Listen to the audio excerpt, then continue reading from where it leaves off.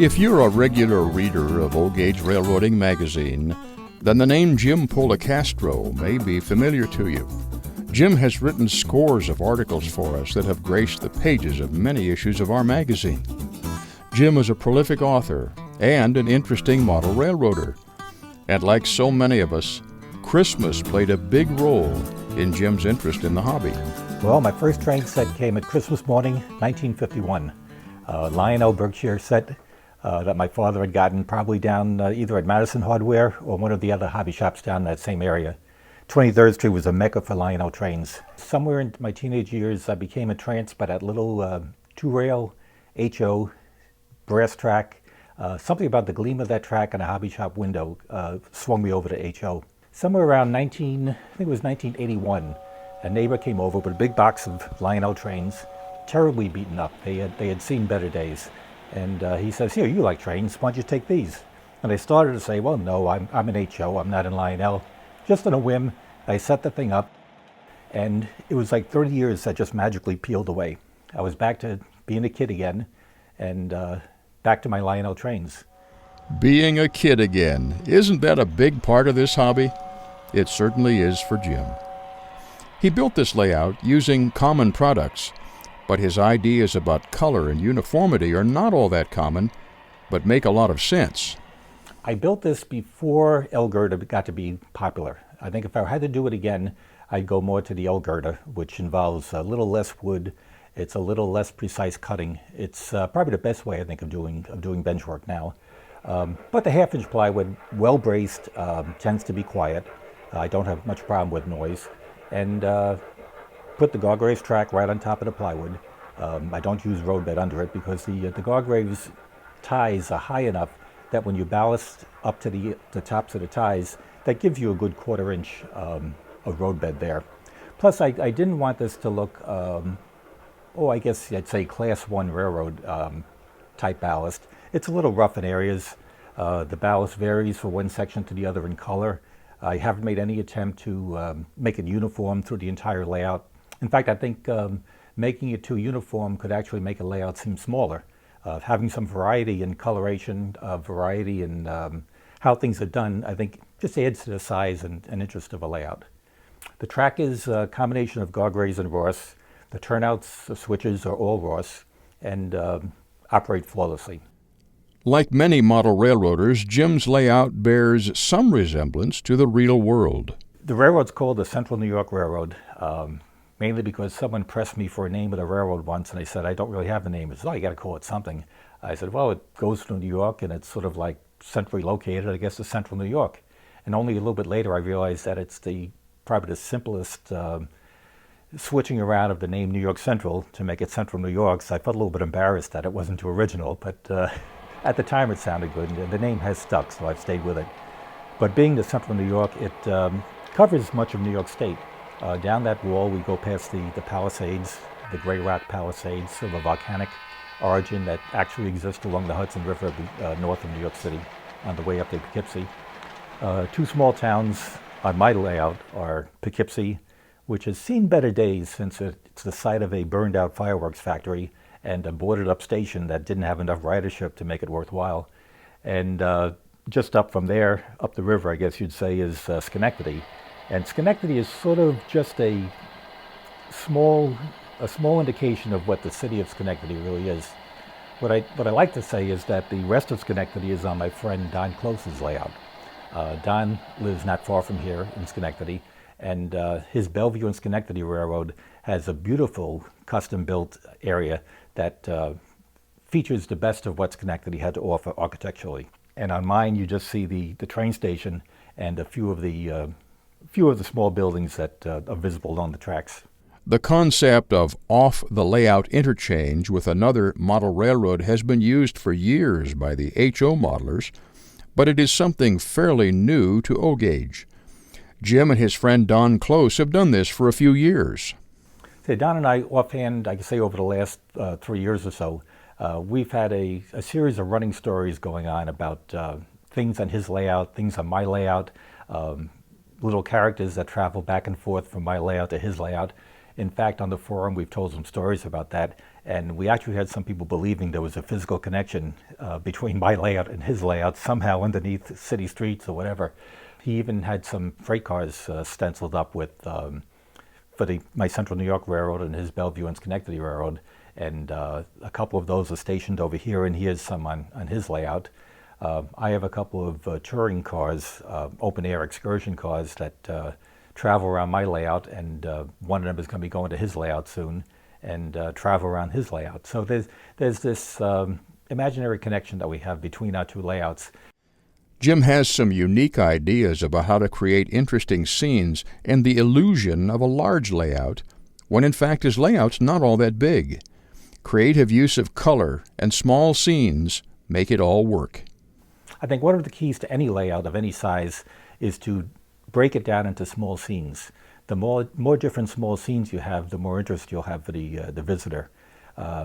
Most people who come to see the layout won't care what type equipment you have. They won't care about that 1951 Lionel engine that's in such beautiful shape, but they will like that little, they'll like King Kong climbing the Empire State Building. That's what they'll remember. If you try to attack it as one individual scene, it's difficult to make it believable. So what I tried to do is make it separate scenes, separated by elements that extend out away from the wall. So I have the overhead area. One of the buildings extends out over the tracks. There's my yard back here, the construction supply company, that extends out over several tracks and built out of styrofoam, carved styrofoam. And between those two elements, they tend to separate out the long stretch into some individual scenes. Individual scenes. That's the key to making any layout look larger and more interesting. And Jim's layout has a lot of great scenes.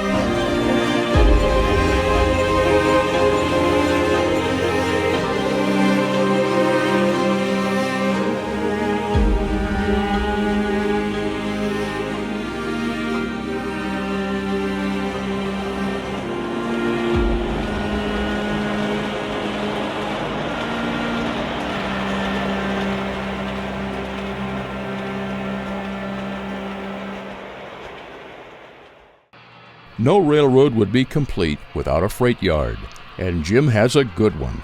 So I have here a 25-foot-long double-ended freight yard, and naturally needs to be in an industrial sort of gritty atmosphere. And trouble was I only had about 2 inches from the last track to the backdrop. And what I had to do was build a whole industrial scene in those 2 inches. And I learned a lot about, I guess you call them flats, layout flats, in building this. They're pieced together from everything from OGR, Ameritown, fronts, sides, backs, put together into something that only extends out about 1 inch from the wall. Others are made from other plastic kits by various manufacturers. and some are just bits and pieces of HO buildings, things I found at train shows, all pieced together into somewhat a believable scene. What I found was that if you keep everything too flat when you're building flats, you lose some realism. So I like to extend them at least about 3/4 of an inch out from the backdrop, and some a little bit more than that. Since I only had that 2 inches to work with, what I did was extend out the upper stories, and having the upper stories hang out over the lower ones in the track level didn't take away from the track, but it also added some relief to the appearance of the buildings. The appearance of Jim's buildings is fairly true to life here in the city, but there's another part of his layout that represents where he grew up, but it doesn't look anything like this. Mott Haven is a section of the South Bronx where I grew up. It's down by Yankee Stadium. It's actually the site of the old New York Central Mott Haven coach yards, where I spent many a happy hour watching the S1 Electrics doing their switching of passenger cars down there. So that city scene now is sort of it's sort of, I guess, what that Mott Haven section of the Bronx could have been if it had caught a few breaks.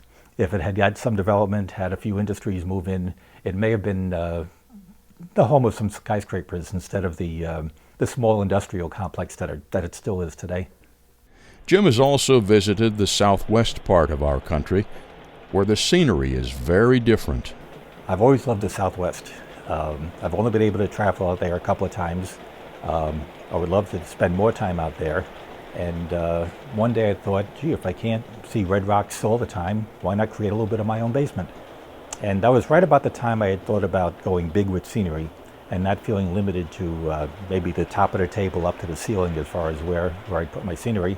I said, how about floor-to-ceiling scenery in a red rock theme? And what better way to do it than make it a national park? So it's, I'd say, a combination of Arches National Park, a little bit of Canyonlands, a little bit of Bryce Canyon, just all the aspects of the Southwest that I really love. Whether it's the Southwest or the big city, it's the trains that make the layout come alive.